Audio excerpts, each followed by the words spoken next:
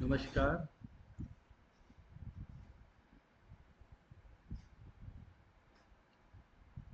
मैं doctor Pankaj Asthana, assistant professor, DBS college, department of teacher education. आज हम लोग बीएड फर्स्ट सेमेस्टर में के पाठ्यक्रम में बुद्धिज़्म चैप्टर के ऊपर चर्चा करेंगे। जैसा कि हम लोग जानते हैं कि बौद्ध धर्म के संस्थापक गौतम बुद्ध थे। इनका जन्म लगभग 2500 वर्ष पूर्व शाक्य गणराज्य की तत्कालीन राजधानी कपिलवस्तु के निकट लुम्बिनी, जो कि नेपाल में स्थित है, वहाँ पे हुआ था। इनके पिता शुद्धोधन शाक्य गण के अधिपति थे। इनकी माँ का नाम महामाया था, जिनकी मृत्यु सिद्धार्थ के जन्म के 7 दिन बाद ही हो गई थी। उनका पालन पोषण महारानी की सगी छोटी बहन गौतमी ने किया था। बुद्ध के बचपन का नाम सिद्धार्थ था। ऐसा कहा जाता है कि सिद्धार्थ के जन्म के कुछ समय पश्चात ही ऋषियों ने यह बता दिया था कि सिद्धार्थ, ये बालक जो है वो संन्यास ले लेगा। तो ये सुन के, ये भविष्यवाणी सुन के उस राज्य में राजा और उनके मंत्रीगण, रानी आदि सब बहुत चिंतित हुए कि अगर राजकुमार ही संन्यास ग्रहण कर लेंगे तो राजकाज कौन चलाएगा। तो मंत्रियों से मंत्रणा करने के बाद ये निष्कर्ष निकाला गया कि सिद्धार्थ को एक ऐसे राजमहल में रखा जाए जहां पर दुख का, अभावों का या कष्ट का कोई साया उनके ऊपर ना पड़े। तो ये निश्चित निश्चय होने के पश्चात राजा शुद्धोधन ने उनके लिए एक बहुत अच्छा महल बनवाया, जिसमें भोग विलास के सारे इंतजाम किए गए और इस बात का ध्यान रखा गया कि सिद्धार्थ को किसी भी तरह की दुख और अभावों से उनका सामना ना हो। परंतु नियति को तो कुछ और मंजूर मंजूर था। एक दिन महल में टहलते समय उनको एक बीमार व्यक्ति दिखा।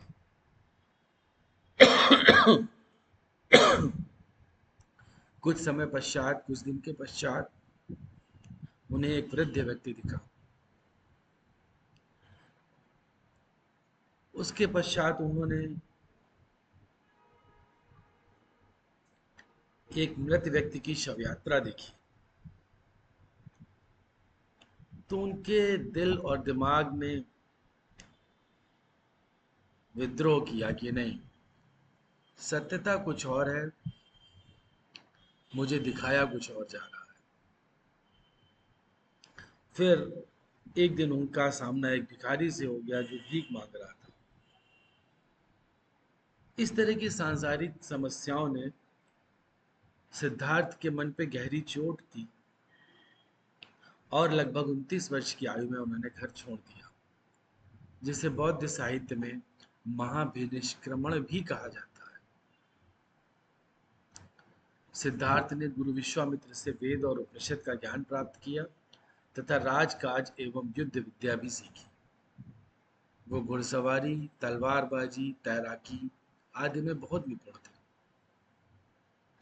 16 वर्ष की आयु में आपका विवाह दंडपाणी शाक्य कन्या यशोधरा से हुआ, जिससे उनको एक पुत्र की प्राप्ति भी हुई, जिसका नाम राहुल था। महाविनिष्क्रमण के पश्चात बुद्ध ने सर्वप्रथम वैशाली के आलार कलाम से सांख्य दर्शन की शिक्षा ली। अतः आप ये कह सकते हैं कि आलार कलाम सिद्धार्थ के प्रथम गुरु थे। 6 वर्ष की कठिन तपस्या के बाद 35 वर्ष की आयु में पूर्णिमा की रात पीपल पेड़ के नीचे निरंजना नदी के किनारे सिद्धार्थ को ज्ञान प्राप्त हुआ। ज्ञान प्राप्ति के बाद सिद्धार्थ बुद्ध के नाम से जाने जाने लगे। जिस जगह उन्हें ज्ञान प्राप्त हुआ उसे बोध गया के नाम से जाना जाता है। गौतम बुद्ध ने अपना पहला उपदेश सारनाथ में दिया, जिसे धर्म चक्र प्रवर्तन कहा जाता है। उनके प्रमुख अनुयायी शासक थे बिंबिसार और प्रसेनजित, उदयन आदि।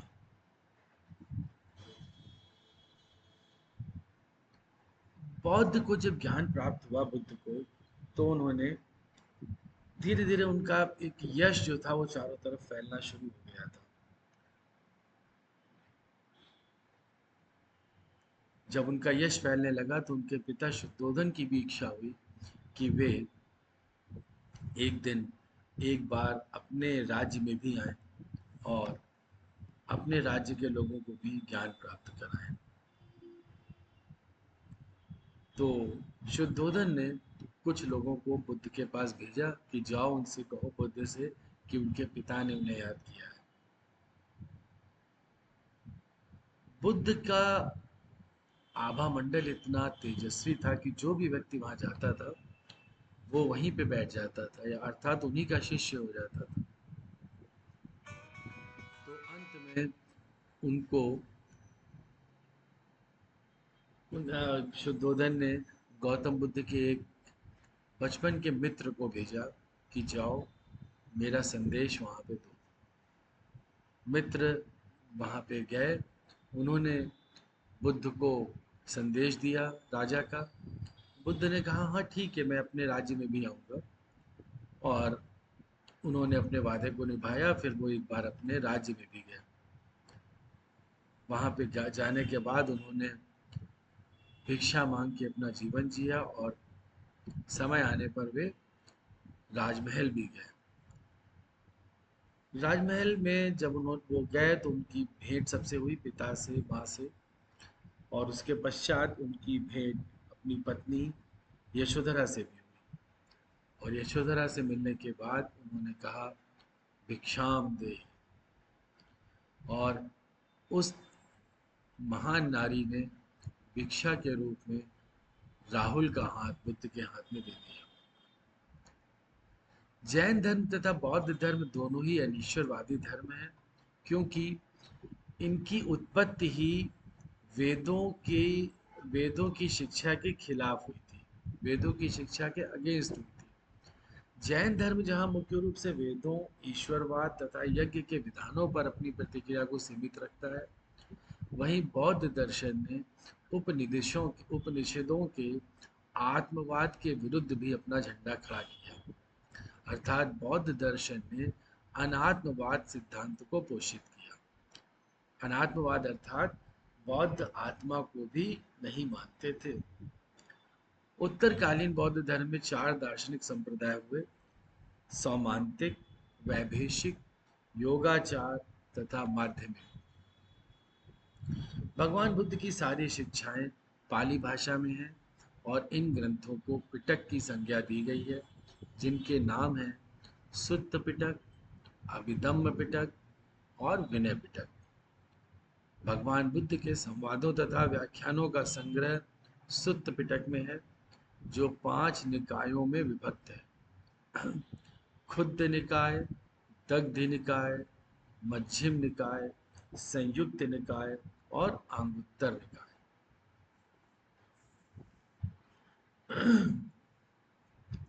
प्रारंभ में बौद्ध धर्म के दो भाग थे, यानी कि दो संप्रदाय थे, हीनयान और महायान। परंतु बाद में अंबेडकर जी ने एक और संप्रदाय का प्रारंभ किया, जिसको बोलते हैं नवयान। तो हीनयान, महायान और नवयान, ये 3 संप्रदाय बुद्ध धर्म के थे। अभिधम्म पिटक में बुद्ध का मनोविज्ञान तथा आचार संहिता है। इसके अतिरिक्त बौद्ध धर्म की प्राचीन पुस्तक मिलिंद पन्हो अथवा मिलिंद प्रश्न विधि है, जिसमें बौद्ध शिक्षक नागसेन तथा यूनान के राजा मिलिंद के संवादों का वर्णन है। भगवान बुद्ध मुख्य रूप से नैतिक उपदेशक और समाज सुधारक थे, न कि एक दार्शनिक।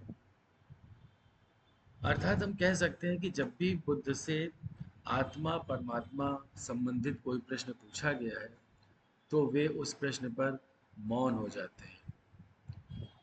इसका अर्थ ये नहीं लगाना चाहिए कि उन्हें उन प्रश्नों का ज्ञान नहीं था। इसका अर्थ संभवतः यह हो सकता है कि बौद्ध ये जानते थे कि आत्मा और परमात्मा शब्दों में डिफाइन नहीं किए जा सकते हैं, उन्हें तो सिर्फ महसूस करा जा सकता है, और आम जनमानस उन्हें महसूस करने में सक्षम नहीं है। इसलिए उन्होंने ये कहा कि जिस चीज़ का प्रमाण मौजूद ना हो उसके बारे में प्रश्न पूछना उचित नहीं है। भगवान बुद्ध ने दुख की व्यापकता और उसकी निवृत्ति करने पर ही अपना ध्यान केंद्रित किया, जिससे दुखी मानव को निर्वाण की प्राप्ति में सुगमता हो। भगवान बुद्ध ने मानव की गरिमा को पोषित करते हुए 4 आर्य सत्यों का प्रतिपादन किया, जिनमें से प्रथम है संसार दुखों से परिपूर्ण है, अर्थात संसार में दुख ही दुख है। फिर द्वितीय आर्य सत्य में उन्होंने कहा दुखों का कारण है। अगर संसार में दुख ही दुख है तो उस दुख का कारण भी है। द्वितीय आर्य सत्य में गौतम बुद्ध ने प्रतीत्य समुत्पाद सिद्धांत का प्रयोग करते हुए कार्य कारण की एक पूरी श्रृंखला पर प्रकाश डाला है। गौतम बुद्ध के अनुसार बुढ़ापा अथवा मृत्यु का कारण है जन्म ग्रहण करना। अर्थात उन्होंने ये कहा कि यदि कोई व्यक्ति किसी व्यक्ति की मृत्यु होती है तो वो मृत्यु तभी होगी जब वह जन्म ग्रहण कर लेगा। यानी कि अगर कोई व्यक्ति जन्म ग्रहण नहीं करता है तो उसकी मृत्यु भी नहीं होगी। यदि किसी व्यक्ति का जन्म हुआ है तो उसका मृत्यु होना स्वाभाविक है। और जन्म ग्रहण करना ही समस्त दुखों का मूल कारण है। अब जन्म ग्रहण करने का कारण क्या है? तो जन्म ग्रहण करने का कारण है भव। भव का अर्थ होता है जन्म ग्रहण करने की प्रवृत्ति। क्योंकि आपकी प्रवृत्ति है जन्म ग्रहण करना, इसलिए आप जन्म ग्रहण करते हैं। भव का कारण क्या है? उपादान। उपादान अर्थात सांसारिक वस्तुओं से चिपके रहने की प्रबल इच्छा। क्योंकि हम चाहते हैं कि हमें सांसारिक भोग विलास मिले, और उनकी चाह जब मेरी पूरी नहीं होती है तो हमारे जन्म ग्रहण करने की प्रवृत्ति आ जाती है हमारे अंदर, और इस जन्म ग्रहण करने की प्रवृत्ति के कारण हमारा जन्म हो जाता है। तो आप समझ रहे होंगे हर कार्य के पीछे एक कारण है। अब उपादान का कारण क्या है? उपादान का कारण है तृष्णा। तृष्णा मतलब रूप, रस, गंध, स्पर्श, स्वाद, इन विषयों को भोगने की इच्छा। तृष्णा का कारण क्या है? वेदना। वेदना यानी कि इंद्रियों के द्वारा सुख के उपभोग की अनुभूति। मनुष्य को इंद्रियों के द्वारा जिन सुखों की अनुभूति होती है उसको हम कहते हैं वेदना, क्योंकि ये इच्छा हमेशा बनी रहती है। वेदना का कारण है स्पर्श। जब हम किसी चीज़ को जननेंद्रियों के द्वारा हम किसी चीज़ को स्पर्श करते हैं तो हमें वेदना होती है। स्पर्श का कारण है षडायतन। षडायतन मतलब जो हमारे 6 ऑर्गन्स हैं, आँख, कान, नाक, त्वचा, जीभ, मन, इन इनके कारण हम स्पर्श करते हैं। और षडायतन का कारण है नाम रूप, यानी कि माइंड, बॉडी, ऑर्गन। नाम रूप का कारण है विज्ञान। विज्ञान अर्थात कॉन्शियसनेस। कॉन्शियसनेस मतलब जो नवजात शिशु होता है वो भी गर्भ में कॉन्शियसनेस के कारण ही चैतन्य अवस्था में आ पाता है। नवजात शिशु का विकास कॉन्शियसनेस के कारण ही गर्भ में होता है। और संस्कार का कारण है अविद्या, सॉरी विज्ञान का कारण है संस्कार। संस्कार मतलब इम्प्रेशन, वो संस्कार जो पूर्व जन्म में हमारे होते हैं। और इन संस्कार का कारण है अविद्या। अविद्या का अर्थात जो चीज़ हमें जानना चाहिए वो हम नहीं जानते हैं, जो चीज़ें नहीं जानना चाहिए वो जानते हैं। या ये कह सकते हैं कि जो चीज़ सत्य है उसको तो हम नहीं समझ पाते हैं, लेकिन असत्य चीज़ को हम सत्य समझ बैठते हैं। अर्थात मानव या मनुष्य ज्ञान के अभाव में या नासमझी के कारण क्षणिक वस्तुओं को स्थायी और सुखद मान लेता है, और जो वस्तुएं स्थायी हैं उनको वो झूठ मान लेता है। तो अविद्या का कारण, और इसी अविद्या के कारण हम जन्म लेते हैं। यानी कि अविद्या जो है वो जन्म लेने का मूल कारण है। इस प्रकार कार्य कारण की यह श्रृंखला अविद्या पर जाके रुक जाती है। इसे द्वादश निदान अथवा जन्म मरण चक्र तथा धर्म चक्र भी कहते हैं। अब आइए तृतीय आर्य सत्य। दुख निरोध निर्वाण का अर्थ जीवन का नाश नहीं बल्कि दुखों का अंत होना है। निर्वाण की प्राप्ति से दुखों का अंत हो जाता है। जीवन ग्रहण करने के जो कारण हैं वह नष्ट हो जाते हैं और आवागमन का चक्कर बंद हो जाता है। चतुर्थ आर्य सत्य है दुख निरोध मार्ग। बुद्ध ने ये कहा कि यदि संसार में दुख है तो दुख के निरोध का उपाय भी है।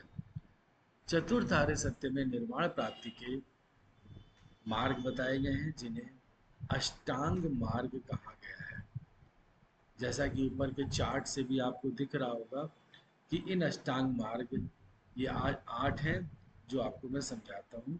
पहला है सम्यक दृष्टि। सम्यक दृष्टि का अर्थ है उचित दृष्टिकोण।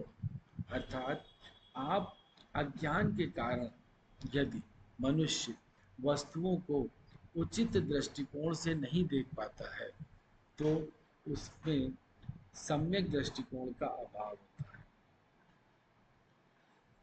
कई बार मनुष्य ज्ञान के कारण दुखद वस्तुओं को सुखद मान बैठता है, सुखद वस्तुओं को दुखद मान बैठता है। दूसरा है सम्यक संकल्प। सम्यक संकल्प का मतलब होता है दृढ़ इच्छा। यदि आप अपने मन में संकल्प कर लें कि वो हिंसा, विद्वेष, आसक्ति इन चीज़ों से दूर रहेगा और इसका वह दृढ़ संकल्प कर ले तो वह इन बुराइयों से बच सकता है। तीसरा है सम्यक वाक्य। सम्यक वाक्य का अर्थ होता है कि उचित वचन। उचित वचन का अर्थ हुआ कि आप किसी प्राणी की हिंसा केवल शारीरिक रूप से ही करना नहीं है, आपको वाचिक रूप से भी किसी व्यक्ति को परेशान नहीं करना है, किसी व्यक्ति को गलत शब्द नहीं बोलना है। यानी कि किसी को अप्रिय वचन नहीं बोलना है, कभी किसी को गाली गलौज नहीं करना है, कभी किसी को नकारात्मक विचार नहीं देने हैं। नेक्स्ट है सम्यक कर्मांत। सम्यक कर्मांत का मतलब हुआ अच्छे कर्म।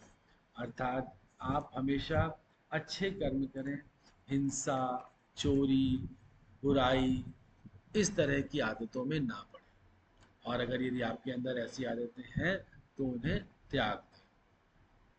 नेक्स्ट है सम्यक आजीविका।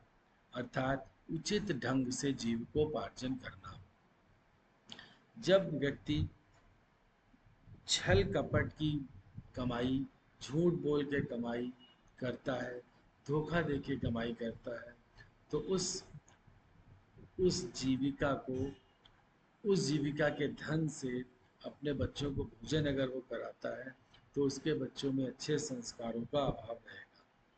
यदि आप अपने बच्चों को अच्छा बनाना चाहते हैं, आदर्श बनाना चाहते हैं और आप भी अपने जीवन में ऊंचा उठना चाहते हैं, तो आपको अपनी कमाई उचित ढंग से ही करनी चाहिए। सम्यक व्यायाम का अर्थ होता है कि अपने मन को ऐसे अभ्यस्त करो ताकि वो पुराने विचारों को, बुरे विचारों को बाहर निकाल दें और दोबारा उनको अंदर अपने ना आने दें।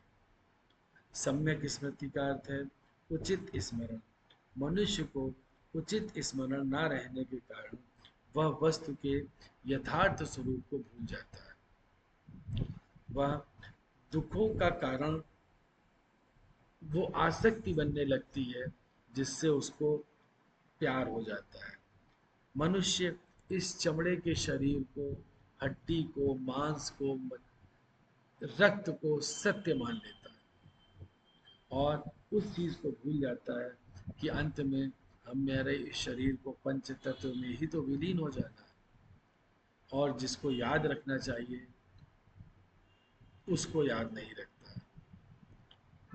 तो आपकी स्मृति यानी कि आपका जो सम्यक स्मृति का अर्थ कि आपको उचित स्मरण करना चाहिए, अर्थात आपको इस शरीर के प्रति बहुत अधिक अनुराग नहीं रखना चाहिए। सम्यक समाधि। सम्यक समाधि का अर्थ है वह अवस्था जिसमें साधक पहुंच जाता है, तब वह जीवन के चरम लक्ष्य को प्राप्त कर लेता है। इस अवस्था में उसके दुख नष्ट हो जाते हैं तथा जीवन में पूर्णत्व का बोध होने लगता है। बौद्ध दर्शन में छात्र संकल्पना। बौद्ध दर्शन के मध्यम प्रतिपदा सिद्धांत के अनुसार यदि विद्यार्थी का कोई अतीत है तो उसका भविष्य भी है। अर्थात आप ये ना सोचें कि यदि किसी विद्यार्थी ने अपनी पिछली क्लास में कुछ गलत काम कर दिया, कुछ अप्रिय वचन बोल दिया या वो किसी विषय में फेल हो गया तो वो आगे अब कभी पास नहीं होगा। इसका अर्थ ये ना लगाएं कि वो या बच्चा अब कभी कुशाग्र बुद्धि का नहीं हो सकता। बौद्ध कहते हैं कि एक अध्यापक का ये कर्तव्य है कि वह बच्चे में पॉजिटिव रेज को थ्रो करे और बच्चे के आगे बढ़ने का मार्ग प्रशस्त करे। बौद्ध कहते हैं छात्र का वर्तमान अस्तित्व उसके पूर्व जन्म के कर्म तथा बाल्यावस्था के संस्कारों पर ही निर्भर है। विनय पिटक में वर्णित है कि जो शिक्षार्थी मठ एवं विहार में प्रवेश की इच्छा रखता है उसे अपने केश मुड़वाकर, पीला वस्त्र पहनकर, भिक्षु के चरणों में बैठकर शरण त्रयी की प्रतिज्ञा लेनी चाहिए, जिसे पवज्या संस्कार कहते हैं। शरण त्रयी: बुद्धम शरणं गच्छामि, धम्मं शरणं गच्छामि, संघम शरणं गच्छामि। इस शरण त्रयी की प्रतिज्ञा लेकर छात्र को भिक्षु के चरणों में बैठकर ज्ञान प्राप्त करना चाहिए।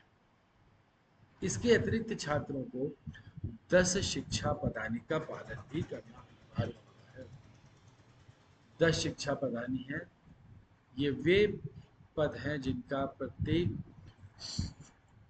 विद्यार्थी को जिनका पालन करना चाहिए। उनसे अपेक्षा कर दी जाती है कि वे इन 10 पदों को नियमित रूप से अपने आचरण में इनका पालन करेंगे। पहला, जीव हत्या ना करना, अशुद्ध आचरण ना करना, वर्जित समय पर भोजन ना करना, मादक द्रव्य से दूरी, श्रृंगार सामग्री से दूरी, दूसरे की वस्तु की इच्छा ना रखना, कीमती वस्तु ग्रहण ना करना, लोक निंदा ना करना। लोक निंदा अर्थात पीठ पीछे चुगली ना करना और पीठ पीछे बुराई ना करना, झूठ ना बोलना और भूमि पर शयन। बौद्ध दर्शन का पाठ्यक्रम, चूंकि बौद्ध दर्शन किसी भी स्थायी सत्ता में विश्वास नहीं रखता है। वह इस जगत को परिवर्तनशील मानता है, तो इसलिए उनका पाठ्यक्रम भी स्थायी नहीं रहता है। बुद्ध जगत को परिवर्तनशील मानते हैं। वे आत्मा को भी स्थायी नहीं मानते हैं। इसलिए बुद्ध की पाठ्यचर्या समय के सापेक्ष परिवर्तित होती रहती है।